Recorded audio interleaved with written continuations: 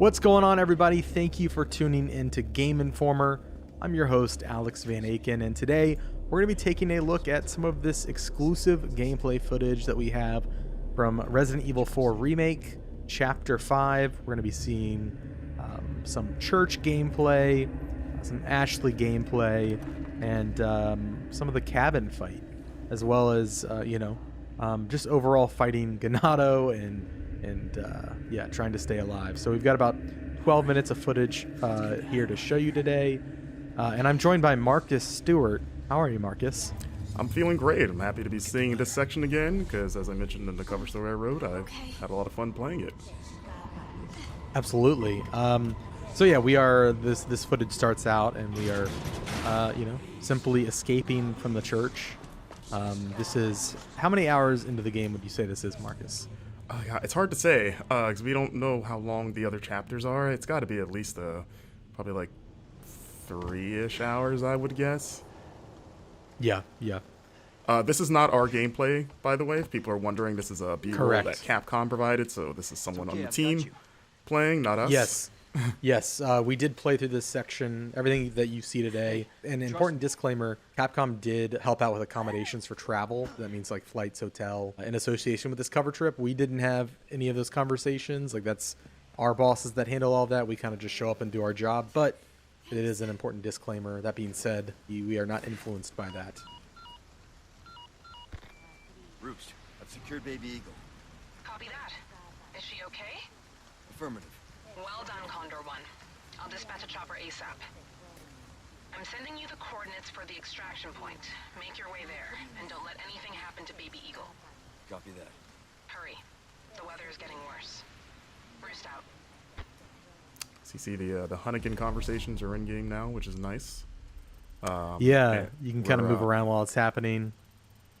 Yeah, nice shot of the map there, going to the helicopter extraction point where nothing will go wrong, I'm sure.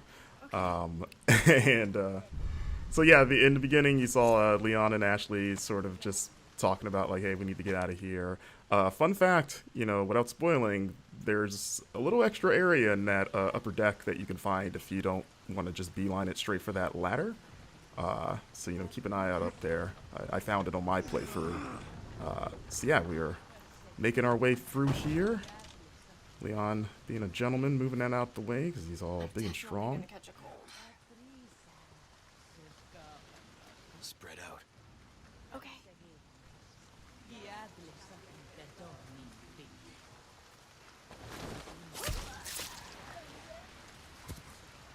Come on. Okay. And yeah, this part was pretty fun to get through. I tried to get through it stealthily the first couple times.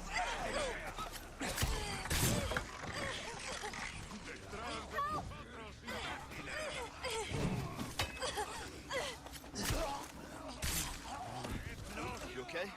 Yeah. Spread out.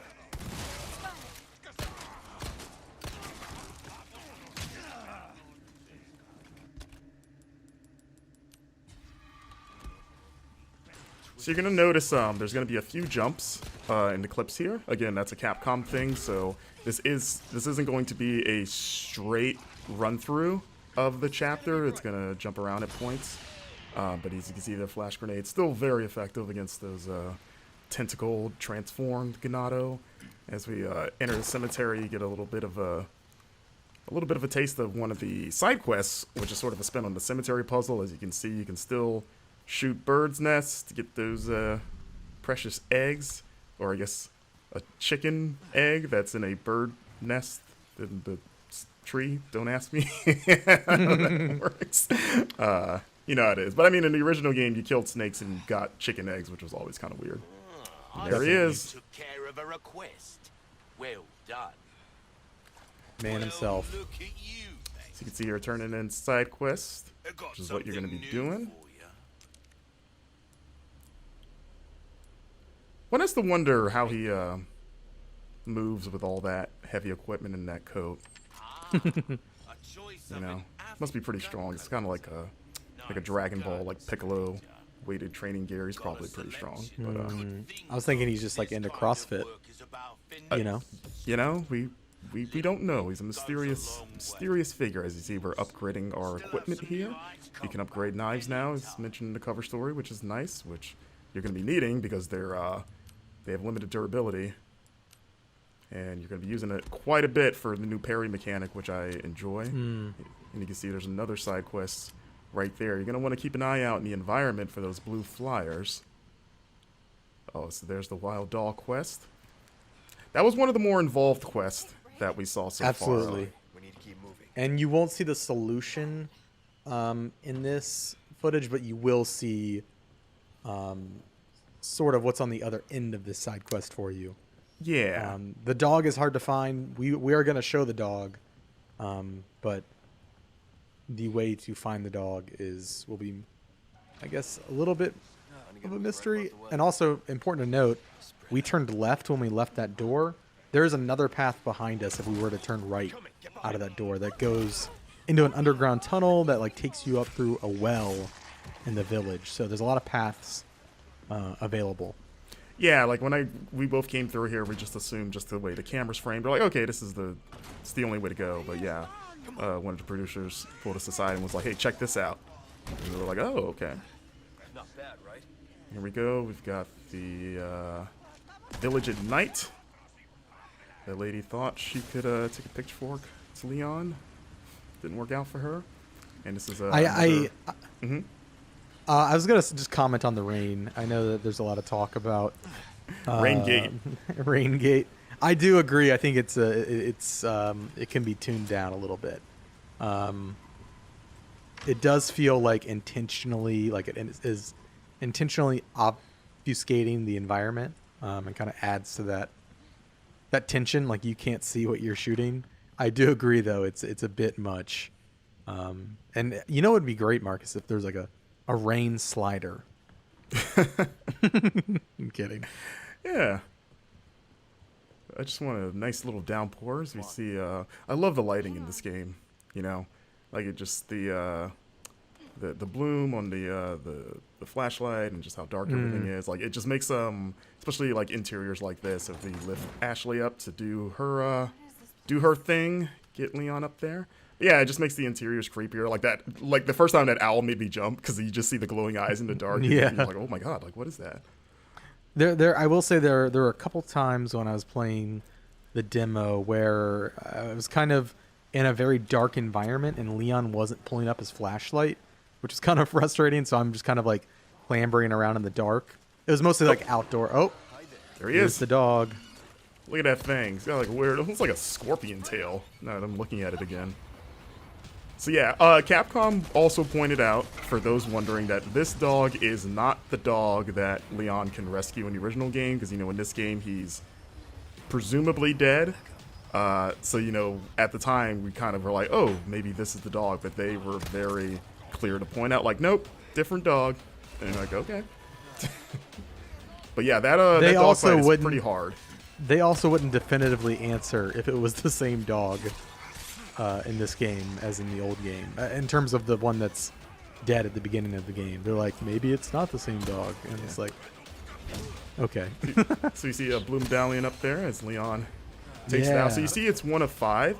So I asked Capcom about that because in the original game it was kind of like 15 in the same area, and they said that that side quest reappears in different parts of the map. So you're going to be shooting.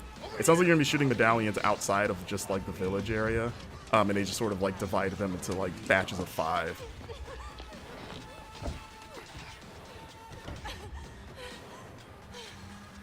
You. Hey. Listen, I bumped earlier. Yeah, about that.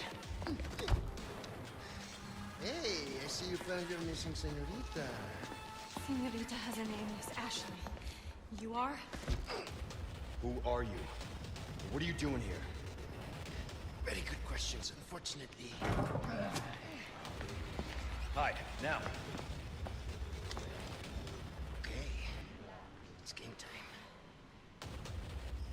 time. And due to the cuts, there's a lot of that village before the bridge that we ran over that you can you know, fight through and explore. Like there's a lot that they didn't show in this footage.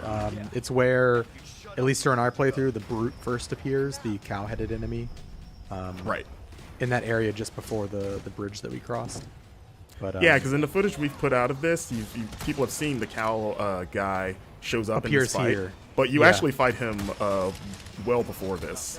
So Yeah, so when it he seems shows like up he's in the gonna fight- be what were we saying? yeah, he's definitely a recurring enemy. But when he shows up in the fight, you've already had to fight him before, and so I feel like it's extra tense because it's like, oh my god, I got to fight this guy now. Yes. So- I saw some people speculating that he might be a single persistent enemy that follows you. No. Pretty sure that is not the case. Yeah, I think he's No, just another I have- enemy type. I have killed him several times in different areas. Yeah. Just a new enemy type. So this fight was pretty wild, as it is in the original, but even more so here. And there he is, Mr. Bullman. There's been a lot of like back and forth, like is he a cow, is he a bull? But I was like, he's got a horn there. Not be a bull thing. Well, a bull is just a cow. It's a male cow. I mean, yeah, they're the same thing. But you know, like bulls have horns. Okay, Yeah, you know. that's fair. That's fair. Listen, He's got a single horn there, it looks like, as Leon just gets pummeled. and yeah, that's the end of the action gameplay we've got to show off. This is a look at putting gems inside of treasures to increase their value. Of course, if you different combinations of gems net you different bonuses. There are now customized cases that have different bonuses. So like the black case has an increased drop rate for L resources. Yeah. And you can pick up charms as well, a little chicken charm. The charms and the cases, they give you little passive bonuses. Yeah. And you can do that stuff in the typewriter menu, as you saw. So you can't do that all the time, just when you reach those save